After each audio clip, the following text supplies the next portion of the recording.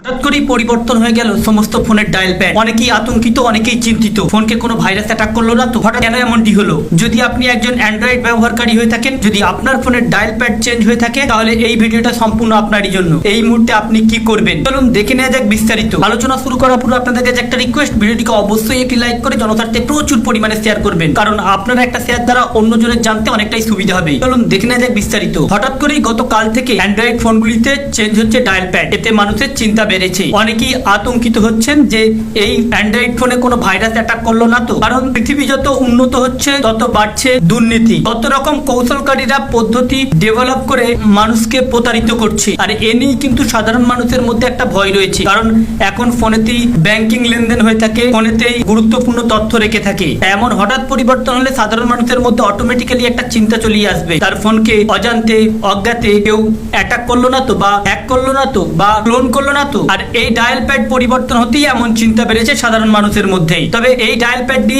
নতুন যে dial pad এসেছে সেখানে এই রূপটি দেখাচ্ছে। এখানে দেখুন পূর্বের তুলনায় সম্পূর্ণ পরিবর্তন হয়েছে। এই মুহূর্তে আপনি কি করবেন? এখানে বলা হচ্ছে অনেক সময় অ্যান্ড্রয়েড স্মার্টফোন ব্যবহারকারী হঠাৎই তাদের ফোনের প্যাড বা কালার স্ক্রিন বদলে যেতে দেখছে গত দুদিন ধরে। পরিচিত সবুজ রঙের ডায়াল প্যাডের জায়গায় গুগল ফোন বা অ্যাপের নতুন একটি ইন্টারফেস চলে আসছে, তাতে বিভ্রান্ত হচ্ছে অনেকেই আবার সমস্যা বোধ করছেন। এই পরিবর্তনটি আসলে কোনো ত্রুটির কারণ নয়, বা এই পরিবর্তন যদি আপনার হয়ে থাকে আতঙ্কিত হবার কোনো দরকারই নেই। এটা কোনো ভাইরাস অ্যাটাক করেনি। এটি মূলত গুগল তাদের ডিফল্ট ফোন যে অ্যাপ্লিকেশন রয়েছে, আপনার যে ফোন অ্যাপ্লিকেশনটি রয়েছে সেটি গুগল অটোমেটিক্যালি বা স্বয়ংক্রিয়ভাবে আপডেট করেছে, যার ফলে নতুন এই ইন্টারফেস দেখাচ্ছে। যদি এই আপডেটটিতে আপনার অসুবিধা হয়ে থাকে, তাহলে কিন্তু আপনি নিজে থেকেই আবার পূর্বের অবস্থায় ফিরে যেতে পারেন, অর্থাৎ আগে যে ডায়াল প্যাড ছিল সেই ডায়াল প্যাডটি করতে পারেন। এর জন্য সবার প্রথমে আপনাকে আপনার গুগল যে ফোন রয়েছে বা ফোনের যে লোগোটি রয়েছে ওই ফোনের চাপ দিয়ে থাকতে হবে,